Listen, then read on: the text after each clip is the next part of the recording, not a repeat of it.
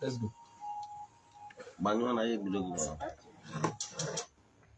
USB driver mode.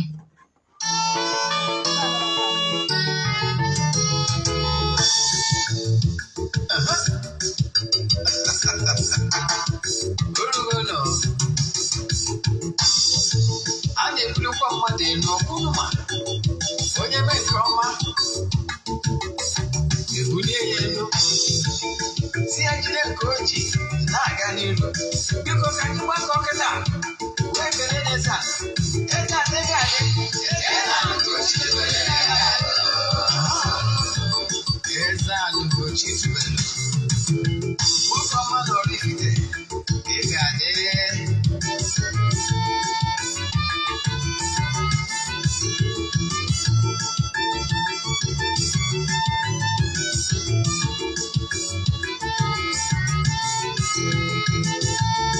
Ọdịnala bụ eziokwu. Ọdịnala bụ ụzọ ndụ. Ị ma na o nwere olu na-eti mkpu na-asị ụmụ Igbo chigharịa, ụmụ Igbo chigharịa. Kwa mbọsị ọ na-eti, n'ụtụtụ n'abalị ọ nọ na nkụzi. Eze-Ana Ugochitubelu, onye ọma n'Oraifite, onye mgbasa ozi ọma ọdịnala gaba n'ihu. Eze-Ana Ugochitubelu, onye ọma na-eje eme ọnụ. Ọdịnala bụ ụzọ ndụ gaba n'ihu.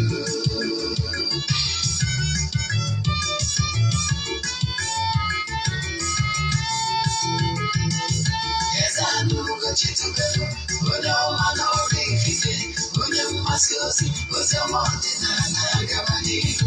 Eze-Ana Ugochitubelu, onye ọma na-eje eme ọnụ.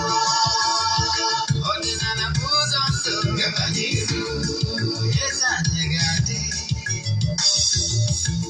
Ugochitubelu ga-adị. Good morning, good afternoon, good evening, depending on where you're watching us from, and especially lovers of Ezeku TV. I still remember my humble self, Ogbuefi Desire Igwe, aka Official Queen Desire Igwe. Especially those people that today is the first time of joining our live stream. Please, can you just introduce yourself? Viewers all over the world. Because all the more the teacher. I'm going to money seen to it. No, then I was up not be a Jimota Mobile to Kabala family name 0813 8243 871. I repeat 0813 8243 87. Onye na-aga ọjị ị ga-afụ na onye ahụ ga-ekene Chukwu okike kene ụmụ mmụọ dị iche iche, that is praises. Onye a ga-ayọkwa mgbaghara mmehie onwe ebe o si mejọ na ya nwata na-asa ahụ n'afọ, that is forgiveness. Then the third one bụ na onye a ga-enwe petitioning ebe ọ ya ayọyọ ihe ọ chọrọ ka o mere ya na ezinụlọ ya. Then nke ngalaba nke ikpeazụ ebe onye a na-ajụ ogu ndị ụka na-akpọ back to sender ebe ọ ga-eme declarations. Yes, example na onye cheche ihe ọjọọ ya eme ya ma onwe or declaration. Ịdekwa ya na prayer format for all these 4 categories onwe.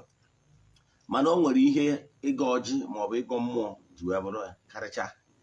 Ihe o ji karịcha ya bụ na o nwere one class anyị na-etinye n'ịga ọfọ. Ezigbo onye na-aga ọfọ adị m ekwukwo maka ndị eriri eri na-eje ụka na-agụ mmụọ. Ụdị ndị a bụ na ndị na-adị m ekwu maka ndị na-aga ọjị n'afa Jizọs, maka na afa Jizọs has nothing to do with ịga ọjị. Now, ezigbo onye na-aga ọjị bụ onye ọdịnala ma ọ na-aga ọfọ. O nwere ihe ọ na-etinye ewu o kelecha Chukwu okike. Ha adịghị echefu itinye esi na onwe ọkwa onye mmejọrọ, na ya adịkwa agwọrọ mmadụ ọgwụ. Onye ọbụla gwọrọ ya ọgwụ adadị onye ahụ. Ọ ga-ebu ụzọ gbuo onwe ya iyi na ihe a na ya anaghị eme ya.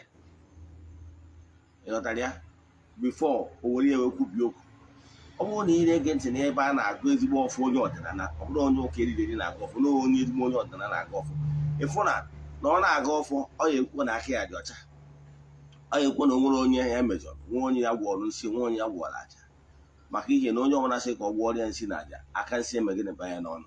So onye na-aga ọfọ ọdịnala na-ebu ụzọ gboo onwe ya iyi n'ihi a na-emere ya unlike onye ụka. Onye ụka ga na-achịchị chụba ndị na-achụ ya mana o nwere onye ọ na-achụ. Onye bụ ihe dị iche na ịga ọfọ na ikpe ekpere. So ịga ọfọ bụ ihe dị omimi maka na ọdịnala Igbo dị nsọ. Ihe ọdịnala Igbo sị na ọdịnala Igbo ji karịcha bụ na ọdịnala Igbo na-agwa gị na ị ga-asọrịrị nsọ. Onye bụ nsọ ala. Ọdịnala Igbo ekwenyere na onye na-asọ nsọ, onye na-ejiwe n'ọdịnala ya na-eme mpụ na ọtọnọ. Mana ụka nwere ike adị agbaghị iyi na ya. Nwere ike na-eme ụka Fraịde jee confession nata oriri Sọnde mekwochigakwa bak. So ọ dụrụ etu a mana nke ha ada agwa na Chineke ha jupụtara n'obi ọma na obi ebere, so merciful. So ha na-etegizi advantage of that. Mana ọdịnala ya agwa gị na imerụ ala ijekpụ arụ. So etu ahụ ọ ga-esi wee tinye gị na high jump ọ dụrụ izi. So mgbe Christianity bịaziri, ndị mmadụ fụtara ya na n'ọdụ izi mgbaghara mmehie dị izi. Example, ha si na onye nwụrụ n'obe wee kwụ ụgwọ mmehie niile. So they see everything common. Mana ọdịnala Igbo, so when ụka bịachi na-agwazi ha na ha jezi na-akpụ alụ na ekwe ha na ọbara Jizọs asịchapụgo ha. Ukwuo thank you Jesus, thank you my Lord. Ọtụnye mmụ elu na-agbagharụ gị onye gwara gị. Ọ bụrụ na ị bịa zụọ ihe Ogbuefi bịa mụsị gị ana m agbagharugo gị agbagharugo gị. Ọ bụrụ na ị hapụ m nwa izuru ihe m obi na-agbụ na izuru ihe m je na-agwa fara ihe fara ọ ghọtara pen ngabiga. So ọmụnwa onye imejọ ya agbagharụ gị. So ụmụ ihe a bụ ihe dị iche na ọdịnala. Anyị wee sị na ịga ọfọ dị iche na prayer. Maka na ịga ọfọ ihe bụ ụzọ gboo onwe gị na ihe a na imere ya wee sizie onye mee sikwa megide gị ana megide ya. Daalụ. Okay, thank you so much, Daddy, for answering our question. Daddy, number 2 on our list. What is the difference between Holy Spirit and Holy Ghost? Thank you for that question. Nke mbụgoro bụ spirit bụ mmụọ. Spirit bụ mmụọ. Yes. And ije na akwụkwọ Genesis, ị ga-afụ ebe kwuru na mmụọ Chukwu, the Spirit of God is upon waters. So spirit. Then mana emekaraziel ka nkọwa na-aga megidozie ndị ụka wee hijack ya this word a na-akpọ Holy Ghost. Ghost adịbụrọdị na originally. Ọ bụrụ na ije na ancient book nwere ebe ị ga-afụ make use of ghost. Ebe ọ na-emeke use of ghost is not ihe eji refer good spirit. Ijekwa na dictionary, ghost bụ ihe na-eyi egwu. Anya gasị na onye asị na onye afụ ghost. Masị na onye afụ ghost ihe pụtara na onye afụrụ mmụọ na-eyi egwu. So ghost abụrụ ihe eji akwalify ihe dị mma. Ijekwa na dictionary jụọ meaning of ghost. So mana ndị ụka megidoziri create wee sizie na ghost o nwere ghost dị asọ. O nwere ihe dịka ghost dị asọ. Ihe recognize in the spiritual world spirit. This word ghost. Enwere ihe dịka ghost. Ghost bụ dị mma. Ghost remain ghost. Ghost remain ihe na-eyi egwu. So I would advise you ka ị na-use the right word. Maka na okwu dị nka.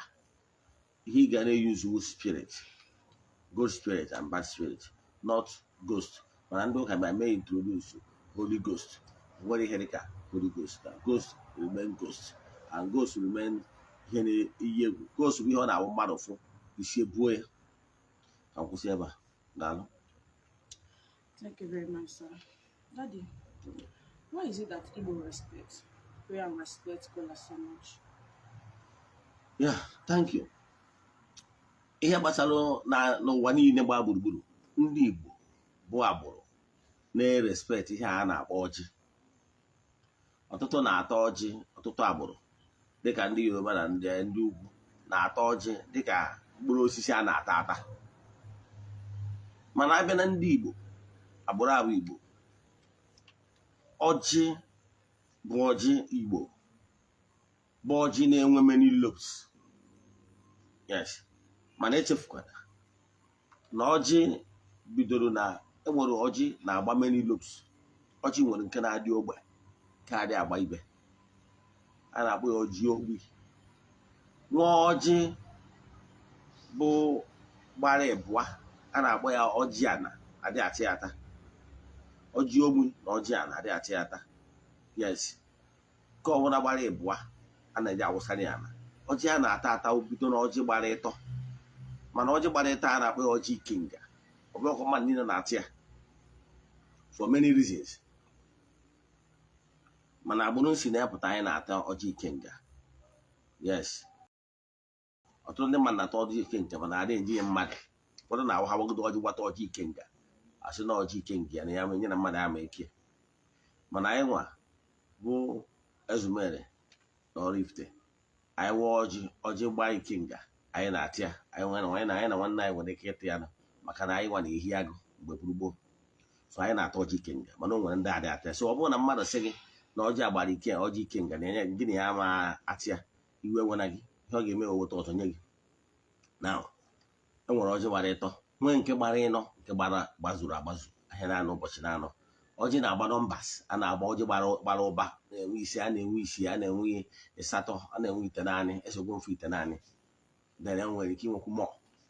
But the number of ọjị gbalụ nwere ihe o mean anyway. Yes, then mana ihe m chọrọ ịkọwara gị na ya bụ na ndị Igbo na-awa ọjị, were ọjị as ihe eji efe Chineke. O nwere akụkọ akọọla anyị na a na-akọ n'ala Igbo, na ọ bụrụ na ị na-ege ntị, mana o nwere ike ọ bụrụ na ị na-abịa nna gị nso ihe aghọta ya. Yes, mana ya bụ akụkọ kọwalụ ihe gbasara ndị Igbo ji ghara iji ọjị na-egwu egwu. The story goes like this: na Chukwu Okike, mgbe Chukwu Okike kechara ụwa, na ọ bịa si jee chọta mkpụrụ osisi ọbụla yirienụ a ga-eji wee tụnyere ya, wee zipụ nwa ya wee sị ya jee chọta mkpụrụ osisi. Mgbe o jewereziri, ọsọ nwa ya Igbo wee onye jerenụ wee jee weta nke ọbụla o ji enene, ọbụbụ na ọfụ na onwero nke yiri Chukwu. Ma Chukwu ka Chukwu bụ amama amasị amasị, Chukwu bụ onye ji aka ediri n'onwe, Chukwu bụ ụwa. Ọsọ ọjị ewu mkpụrụ osisi enwetara ọ dị multiple in one. Enwere osisi ndị ọzọ dịkwa etu anwa, mana onwero nke dịka nke ọjị in uniqueness. Ịmatụ ụdara the one nwee many seeds, mana ịbatazi n'ime seed anwa ha kpara oke. Ghọtara ya? Ha kpara oke. Nwa ya nwa na-echa ya sị mba, na nke a yikwara ya, mana nke a bụchọrọ Chukwu dị, na Chukwu bụ nna adịghị akpara oke na ọịkwọ n'ime onwe ya. Ọsị mba, o wee jebe na akị gbara mkpe.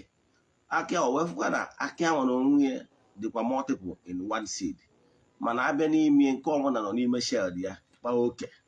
Wee sị mba, mana ọsọ ọjị other fruits dịkwara in that nature, mana nke ọbụla ịbara n'ime ya ifụ na ha kpakwara oke. Ọ bụgoro apụl ịgbakwara ime ifụ na those seed kpakwara oke. Ọ bụgoro watermelon ịgbakwara n'ime ifụ na those seed kpakwara oke.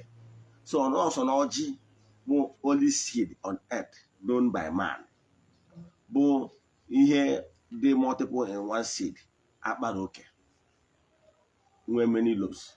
So wee necha wee si wee were nke wee wejere Chukwu wee si ya na-ekwu ya na nke a bụ nke resemble ya. Onenecha wee sị yes, n'ịnwetara ya. So ndị Igbo, ihe gbasara ọjị na ndị Igbo bido time memoria. Onwere onye nọ n'ụwa nwere ike isi ihe ma akọwawuru gị mụdara ihe a nkọwara kpatara ndị Igbo na ọjị. Ndị Igbo na ọjị nwere ihe ọbụla a na-eme n'ala Igbo adịghị ebu ụzọ wepụta ọjị. Ndị Igbo ji wee sị gị na ọjị na mmụọ na-adị n'ofu, na Chukwu Okike jiri ọjị egwu egwu, na onye agbata ọjị wee jide ọjị ife ara ebe okenye na-awụ ọjị. Adị m ekwu maka okenye riri eri ndị na-eche ụka, na-ezigbo okenye onye ọdịnala ụdaa na ọjị ọdụcha akpịrị ya. Ndị Igbo wee na-atụ nsu na-ejide anụ ọjị kwa akwụkwọ na ndị mmụọ egebe ntị, maka na ọjị bụ ihe representịrị mmụọ in uniqueness.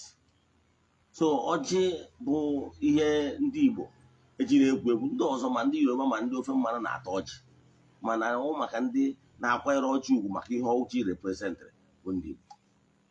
And ndị Igbo belivuru nwere afọ a ga na-agbara asị gị je emewe ọjị tata ọjị anwa. Ka m gwa gị ihe, ọnwụ na ịma ihe gbasara ọjị, ị marụ na onye ọbụla ị bịara na biya n'ala Igbo, onye a anabata gị, ihe izi ọ ga-eme wee chọrọ gị ọjị. Onye a achọghị anarụ gị ọjị. omeghara gị etu a ihe ọ pụtara ọ nabatara gị. Mana ọ bụrụ na o nwetara ọjị ọga ya not welcome. That is Igbo culture.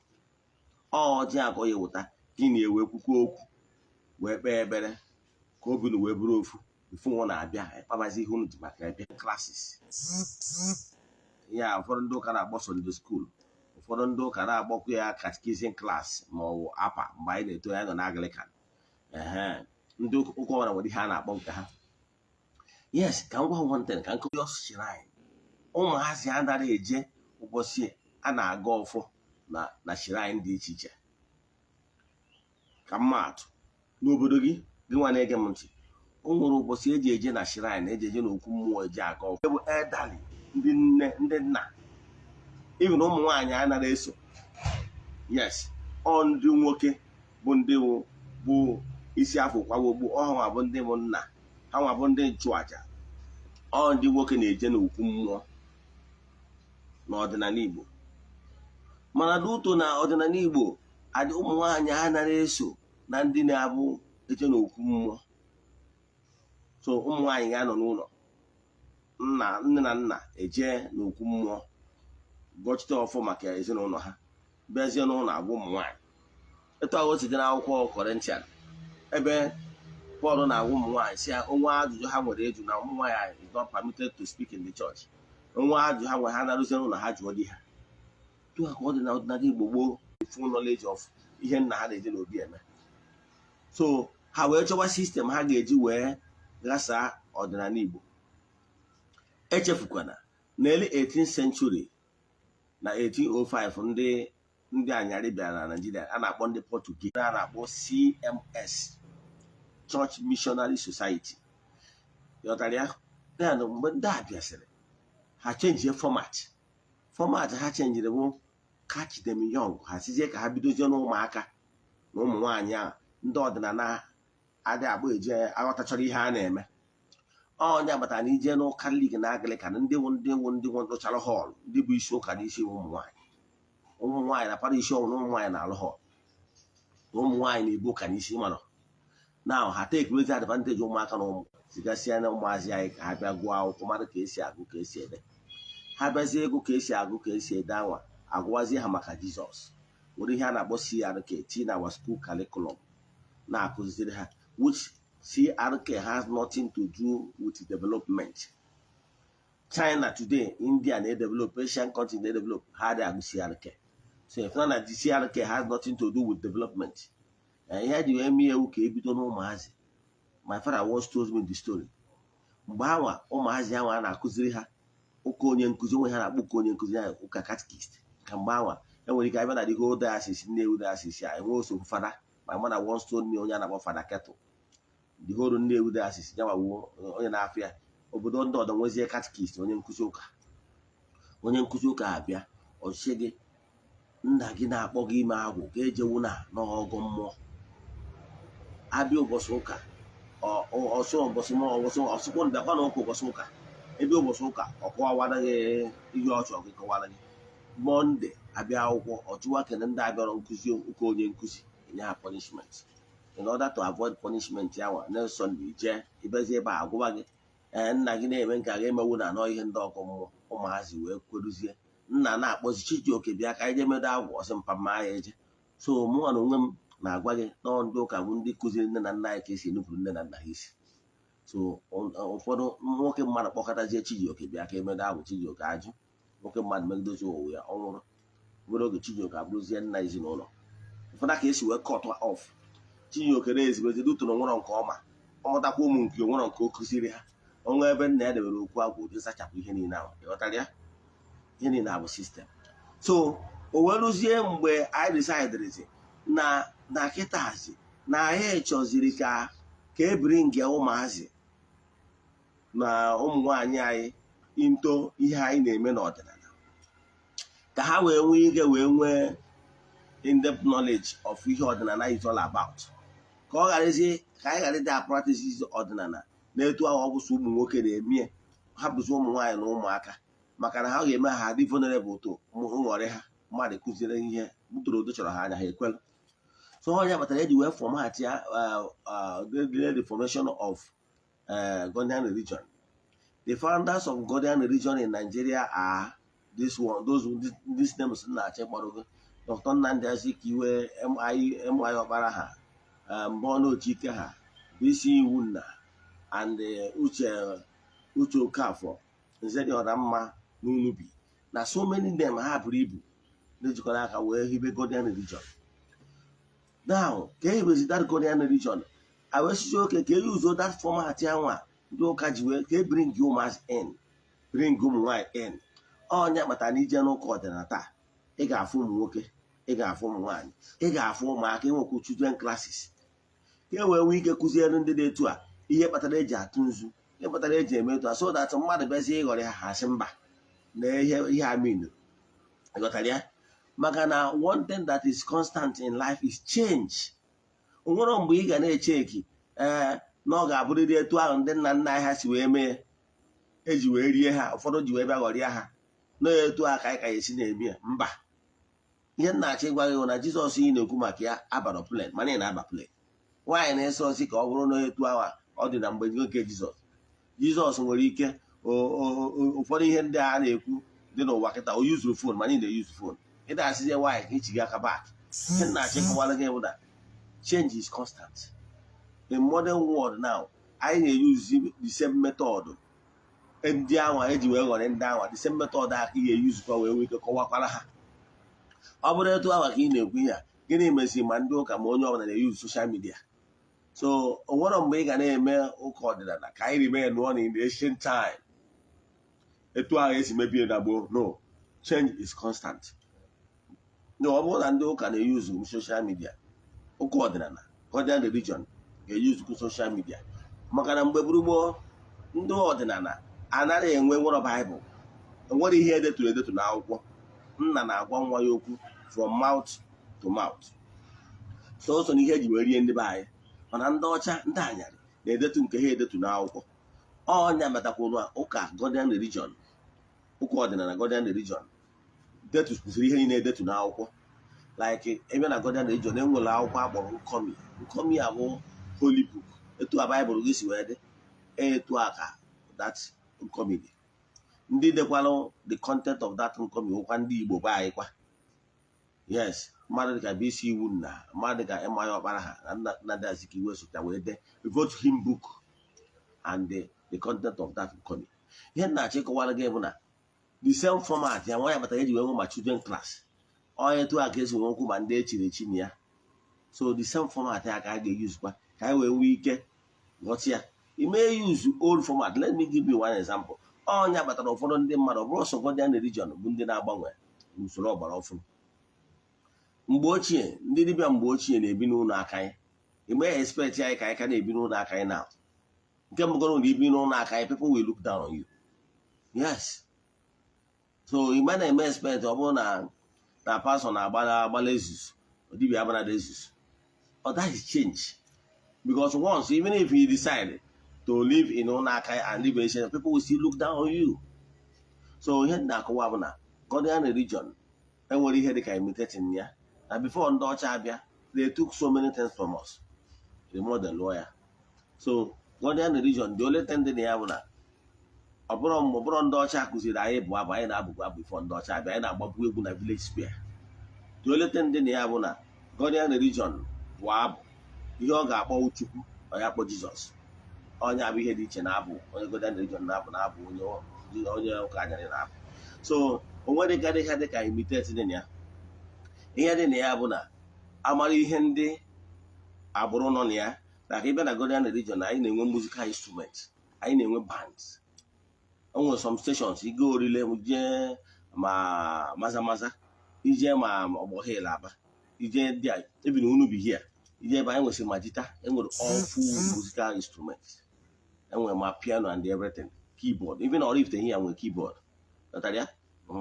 so ihe niile abụ modern things na-ewu ọ bụrụ na onye aje na ụmụ ụka ọ na-agba egwu with band abazie na nke anyị ime ihe nyekwa ya the same tune ga-eme ka o feel at home so nwere ihe dịka imitation dị na ya ihe dị mkpa bụ na-anọ na ụwa na-agbanwe so ụwa na-agbanwe na-eso modern trend and na modern trend ya ka ihe ji wee kọwara onye ahụ ihe chọrọ ịkọwara ya ịnọrụ great behind the modern people will not accept you. That is the word. Thank you. Thank you very much for answering our question, Daddy. Daddy, number 5 on our list. I heard that your Christian name was Paul. So why did you change the name? Yes. Ihe mere ya bụ na like I confronted my mother why they don't say that for them they don't actually know the meaning of Paul. Why they name me Paul is because they are St. Paul of Tarsus. Na Christian Bible ha gwara ha na onwe onye a na-akpọ St. Paul na-enupụ isi mechaa chegharịa. For that reason, na-emechazi onye ahụ akara na isi ya ọ bụrụ St. Paul of Tarsus. Therefore, they name me Paul. Anyway, before they even name me Paul, my grandmother that loved me so much, away by my father, that is so. Chukwunonyelum would be my first name. Yes, and that half with meaning. In fact, I would never change name in my life. I thought now God is always good. So, China Chukuna and Yemen feeling more than all the other castle here, but you told if God will see find a way to help me. So, Igbo. Afọ mpụra mpụ a abara gị bụ afọ a na-achụte gị. Enwere reason ihe merenụ my grandmother ji wee baa m Chukwunonyelum maka na afọ mmụọ degoro na afọ mma asa n'ụwa. So ọnya matara na ndị Igbo na-aba afa Igbo native name based on ihe merenụ either mgbe a dị ime nwa anwa ma ọ bụ ụbọchị ọmụmụ ya ma ọ bụ ihe mere wutin etu esi wee mụ ya. Afọ nwere meaning. Afọ bụ ihe anwa surroundings mere oge adị ime onye anwa ma ọ bụ ife adị ime onye anwa ma mgbe adị ime ma ụbọchị ọmụmụ ya na ya gwara ntị ihe a na-aba mmadụ and ihe anwa mere within that time adị ime onye anwa na mgbe a mụrụ onye anwa bụ ihe gosiri ihe trend onye anwa ji bịa ụwa ka mmadụ ga-ata ajụ my grandmother maka na I met my grandmother ihe kpatara o ji wee baa m Chukwunonyelum o wee sị na amụchara m n'ụlọ ọgwụ on that particular Sunday. So, ya bịakwutere my mother mgbe a mụchara m n'ụlọ ọgwụ n'abalị a wee na-ebe akwa ya wee were cod leaf oil ya na-enyekwa ụmụ ya ndị ọzọ gasị ụmụ ya wee were cod leaf oil a wee nye m ka m na-ebe akwa wee besiwezi akwa ike anwa then nọọsụ wee bịa wee sikere ihe na-ebesiri akwa etu a o wee sị ya na ya mara but na ya nyere m cod leaf oil.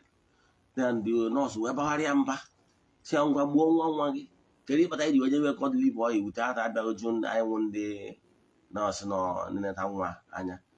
Grandmother sị na ya mere ihe a innocently and na ya ma na ya na-enyebe ụmụazị amụrụ ọfụ cod leaf oil mana finally ya wee sị Chineke biko na onyekwala m maka na ọnwụ na onwe ihe mere nwa anaghị asị nyanwa gburu nwa nwa ya ekpere a ka ekpechasịrị kwuchazie okwu a bụrụ oge kwụsị ibe akwa before you know it ya jezie ebe a ka ị mara ihe mere nji kwụsị ibe akwa before you know it lahụchazi ụlọ anwa na ma eberozi akwa ọzọ o wee sị ihe a ya aba nwa ahụ Chukwunonyelum na Chukwunonyere ya ịghọtara ya. So afọ a na-aba n'ala Igbo jee jụọ ya mọda ihe o ji baghị afọ o nwere riri ihe mere na eji wee badaga afọ nwere mmiri afọ ihe gị na ha so n'ụwa and o nwere ike ọ bụrụ na mmụọ edego n'afọ a ka a chọrọ ịba m mee ka ihe a mee ka my grandmother wee mee ihe o mere maka na ihe a mere ka o ji wee banye wa afa so my father onye ọ na-azụ ego na onye nwa ya aba wee badaga afa abatazie afọ ahazi ụmụnne m ndị ọzọ abụrụzi nwa bara my parents basịrị ndị a manye that my own so na onye ya aba and since ya ọ na-abụ nne n'ihe na-eme na my life I know exactly na God always be with me. Ịghọtara ya. So mana mgbe my mother had uto na my parents bụ ndị ụka ha wee jee n'ụlọ ụka ha na-anụ maka akụkọ Paul dị asọ ha wee jee baa m Paul mana amaghị meaning. My mother told me that ọ mara the meaning mana mgbe m tolitere wee jee research wee chọpụta gịnị bụ meaning of Paul. Paul wee bụrụ little, that is little n'ihe o mean wụ little. So some of these English names anyị na-aza enwere ezigbo meaning. Enwere ezigbo meaning. Iji kịta ụfọdụ na-aza St. Linda bụ snake go and verify all these names. One day adịghị nwere ezigbo afa nke bụ eziokwu. Enwechara ma na ha na-azacha ma bush na ha na-aza ma ụmụ afọ enwere so afa ha enwere ezigbo meaning. Adago afa ha enwere ezigbo meaning. Like when we say Peter is rock. So this is those names were na compare. Chukwuebuka. Chukwu became yeji compare. Mana ọ dị eri anyị dabata afa niile ahụ dị microphone n'ime mụ na gị dị chechi ya afa eji wee mara anyị maka na afa ike dị n'afa na afa na-eso anyị. So mana mgbe onye ji mara so mgbe ndị malụzie wee rijeche pọs na maya azazi nke bụ eziokwu na ihe niile na-eme n'ime ndụ na ma abụ nata letụ and nke bụ eziokwu na ihe na-eme na ndụ ma adị m abụ letụ. So that afọ ara na eso likewise you can reject some of those afọ enwere isi afọ ahụ nne na nna gị bara gị bụ ihe so gị afọ na-eso mmadụ. So ọnya mere so mụnwa personally nke ọzọ ji wee reject ya bụ na enechana m anya ihe gbasara ndị ụka hụ na ihe niile ha gwara anyị nwụrụ nke bụ ya nọ their interest bụ ihe ha ga-enweta na be anyị because they connive with ndị anyarị to take away all the mineral resources dị na Africa wee were bu n'aba ha wee dozie ebe ha. So in protest I rejected the name. So these two reasons we were say one, the meaning is useless. Two, the name I rejected it in protest because ndị anyarị enwere ọfụte na ha mere ndị Igbo. Yes, till date. Nwere ihe ọ bụla ha mere ndị Igbo. What they are interested in that mineral resources they took from Nigeria to develop their world. You would have asked yourself, like before ndị ọcha, before 18th century, 15th century, they invaded Africa. Even enwere ghetto na US, but they will never allow you to take pictures in those areas. So many friends in the world. They will tell you no, some areas are forbidden the money take pictures. I like you take a pictures in the cities. But those their area, rural area, those their ghetto, I'm able to say photo there. They are forbidden. For now, I want them to galvanize their appearance to the rest of the world. My brother, woman, on anyone in Africa, to go fly in Anya. They got our weather, they got our everything, they got our gene.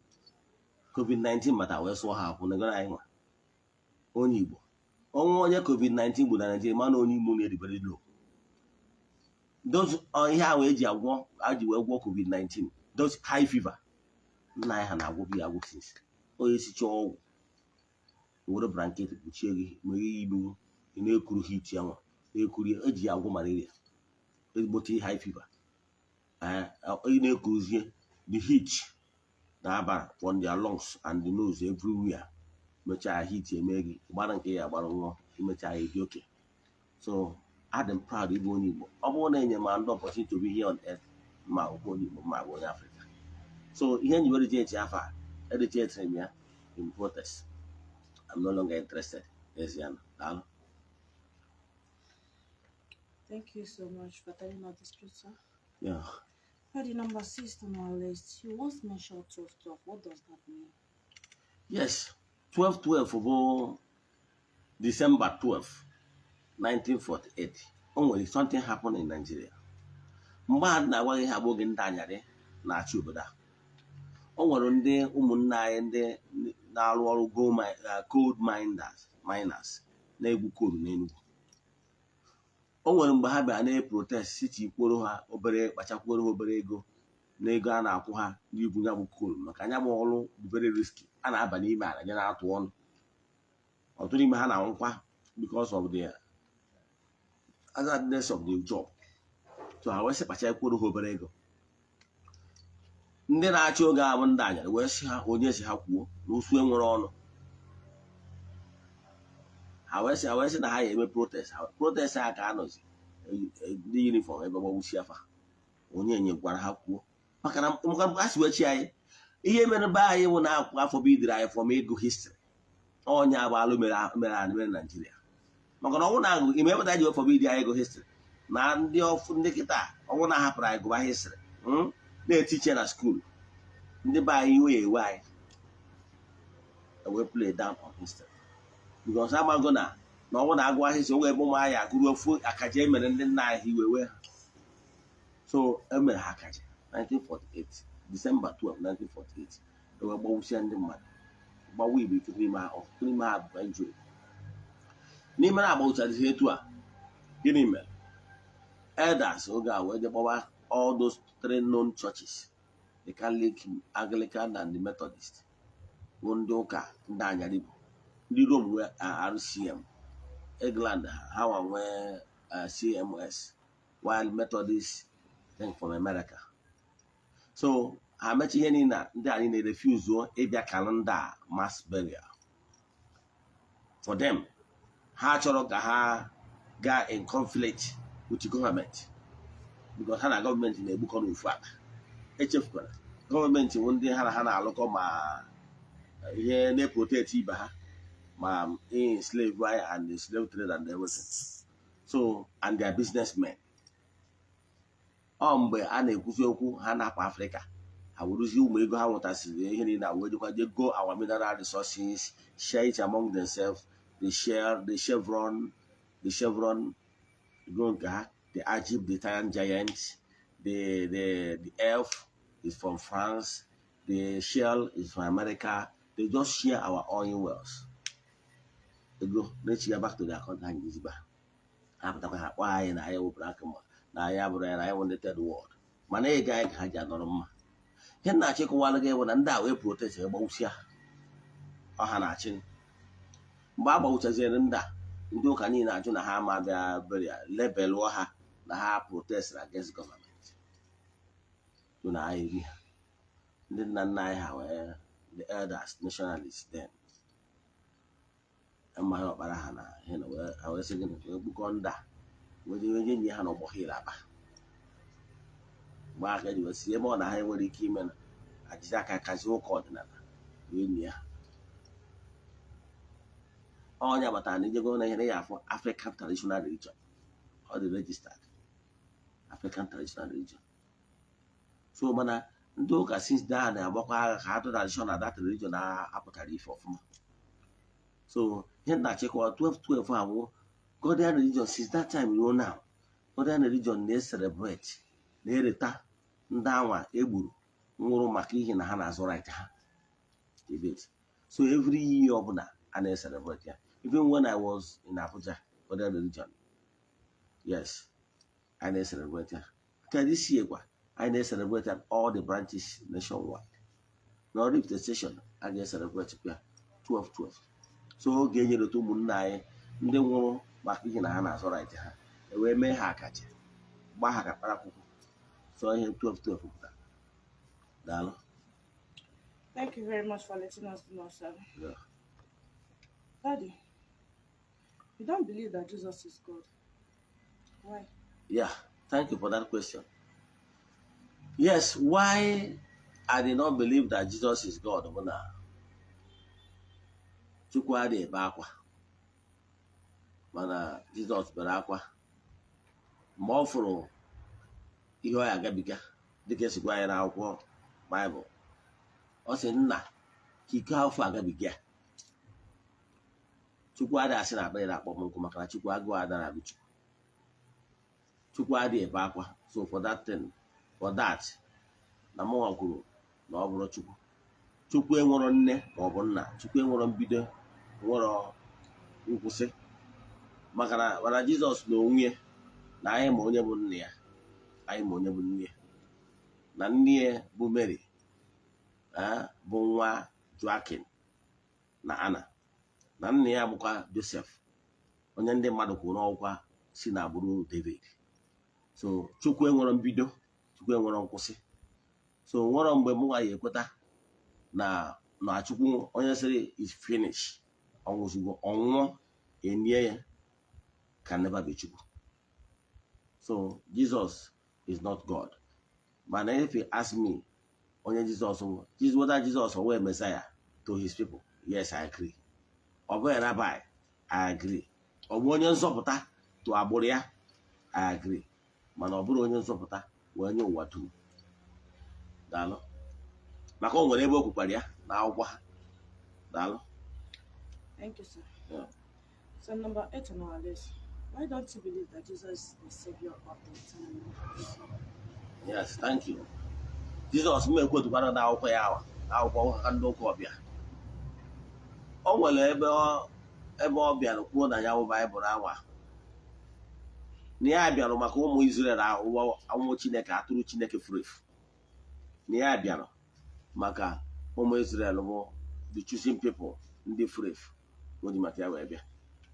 Echefukwara m ebe ahụ ọ dị na quotation na Baịbụl, mana ọ bụrụ na agụ Baịbụl ya aghọta ya n'ọdị ebe ofu nwaanyị bịakwutere wee na-asị ya ka o merie ihe ọma. O wee sị nwaanyị a na ya bịakwara maka ya na ya bịa maka ụmụ Izrel na ya na-ewere nri dịrị nwa nya nkịta.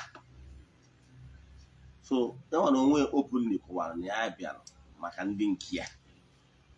He came for his people, and that is why when he was on earth he never stepped his foot on Africa as a missionary. Nwere any record that Jesus been in Africa gbasara oziọma. You know why? He knew that he came for only his people. Ọ bụrụ na ọ mara na Africa, maka na ọ na Africa ka ọ gụrụ akwụkwọ. Na Africa ka ọ gụrụ akwụkwọ maka na akpọrọ ya as infant mgbe Herod na-achọ ka egbuo ụmụazị ji maka egbuo ọtụtụ ụmụazị. Wee sị na akpọrọ ya Joseph, Mary na Jizọs marata na Africa. Na Africa ka ọ nọ wee too gụchaa akwụkwọ bụrụ dimkpa. Nnata ọ nataziri na be nna ya bụ mgbe a sị na ọrụgo full grown man at age of 30. Maka na agwara ya na ọ bịara n'ọsọ 3 years ka ọ nọrọ ya na ụmụazị ya wee gbue at age of 33. So ihe ọpụta bụ nọ n'Africa wee too ọfụma wee jee akwụkwọ n'Africa. Kpatazi na ọ na-abịa na synagogue. Ụmụazị a na-abịa eme nkụzi na synagogue. Ọ na-abịazi na synagogue ịbịa na-akụzi nkụzi. Ọ na-akụzi nkụzi ndị mmadụ asị nekwa amamihe nwoke a.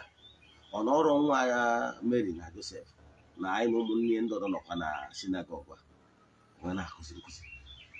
So o nwere mgbe ọ bịa n'Africa na-akụzi nkụzi. So ọ ma Africa. It's not as if na Africa na-eme exist.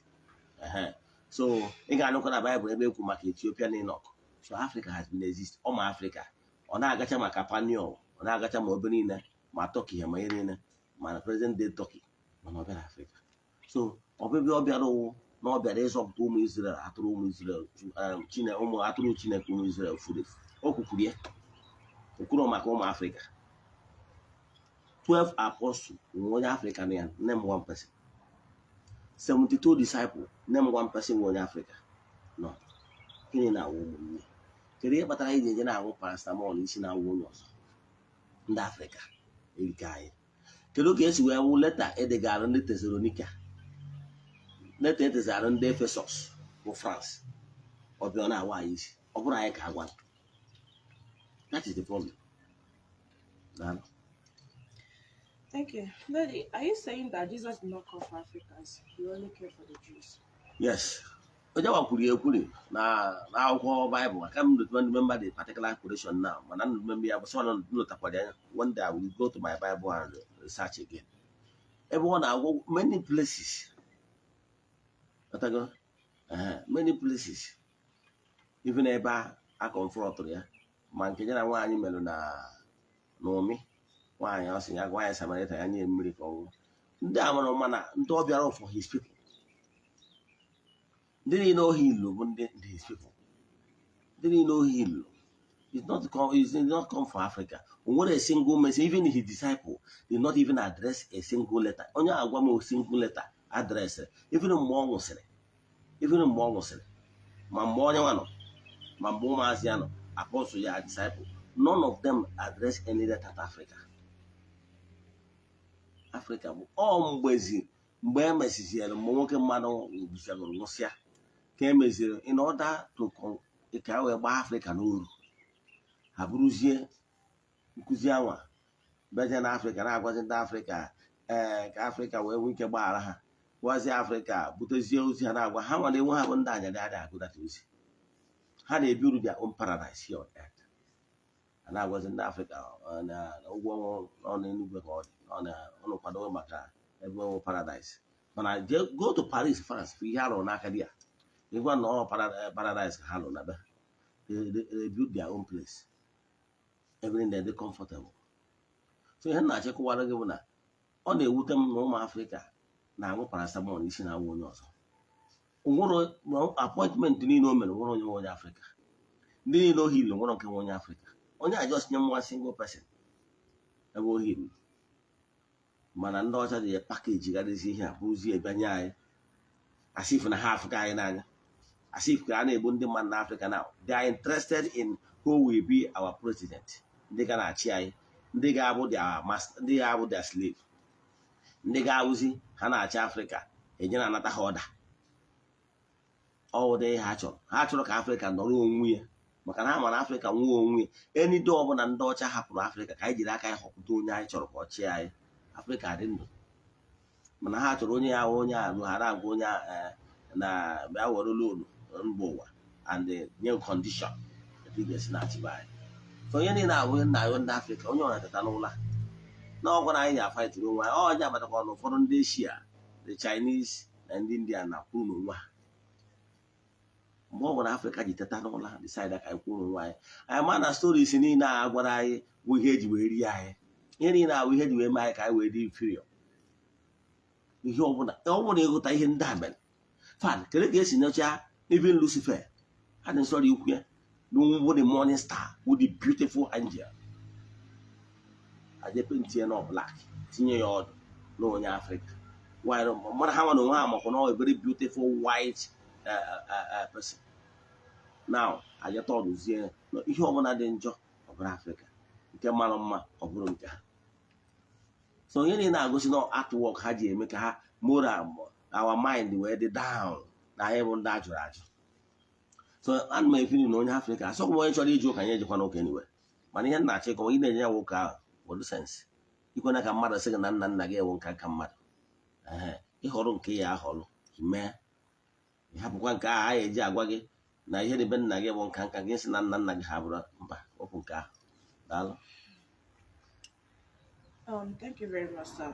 The last on our list, which is the 10th, is Bible word of God, or is it just a fun book? Thank you. And well, many opinions that Bible, to call Bible anyway, the word of God, is wrong. Yes, because whenever Chukwu ji aka wee dee anything there. Ihe niile abụ mmadụ kwuru. Ihe mmadụ kwuru anyị asị na Chukwu kwuru.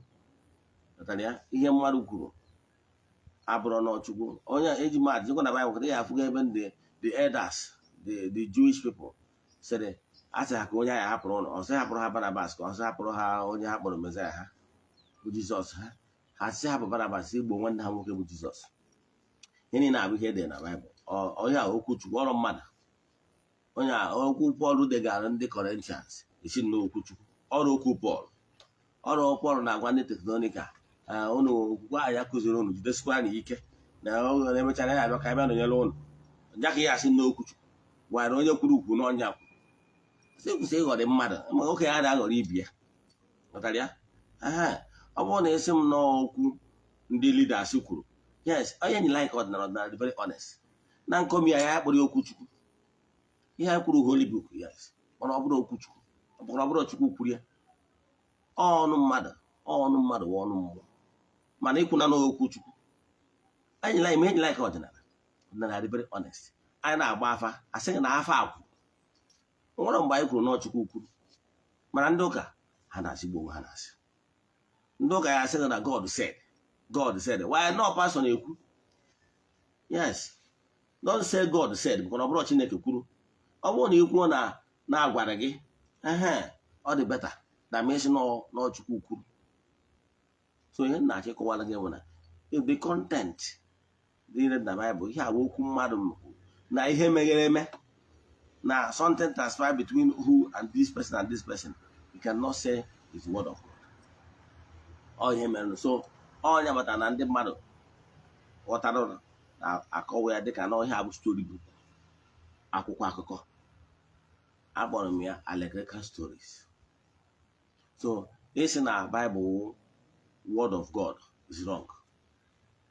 Yes, mana ịsị na ọ bụ akwụkwọ ibiri chọkọrọ etinye horiti esinye na n'okwu niile ekwurie na ndị kwurie n'ọnọdụ mkparịta na mmụọ Chukwu nọnyere ha ekwuo katago, mana ọ bụrụ onye word of God echi ikwu na onye akwuru kwuo na onye dị etu akwuru na ọ bụrụ na Chukwu.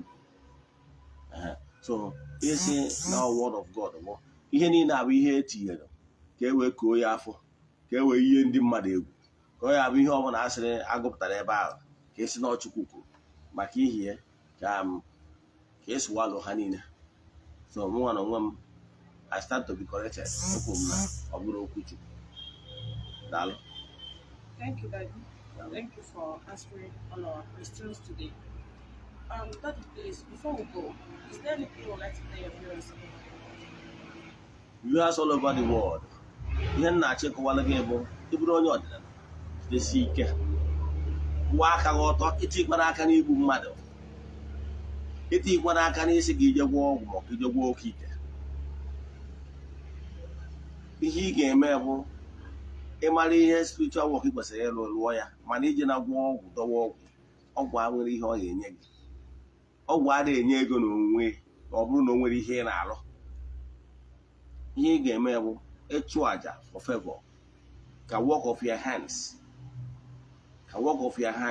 ka agọzie aka ọlụ gị, ka esi n'aka ọlụ gị wee bunye gị elu. Mana ijekwa na-asị ka ije gwọọ ite ọgwụ dọwa ọgwụ, ọga ije gwọọ ite ọgwụ dọwa ọgwụ na o nwere ihe ị na-alụ, ọga itiri aka na tipa bụ aja. Ị na-ene n'onu anyị na-anụ onu anyị na-eshi anya na-agwa ndị mmadụ gbasara nkụzi anyị na-akụzi, na-esonyekwara anyị. Ka Chukwu Okike pụrụ ibu ihe niile gọzie gị mgbe ị na-eme nke a.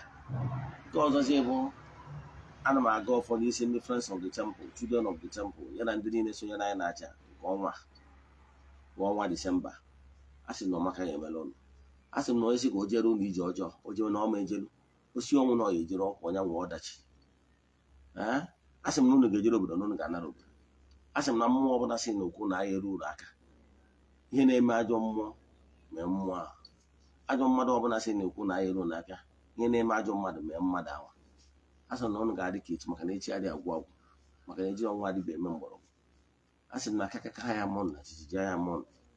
A sị m osisi fụrụ na-atụ mfere, atụmufere amapụzi n'ọnụ kama ya chiri ukwu bụọ ya. Onye echecha ihe ọjọọ ya eme ụnụ ya ma onwe. A sị m ihe unu ga-eri bịa, ihe eri na-abịakwana n'aha Chukwu Okike nke pụrụ ime ihe niile, onye ike niile si n'aka ya bịa. Ya gazie.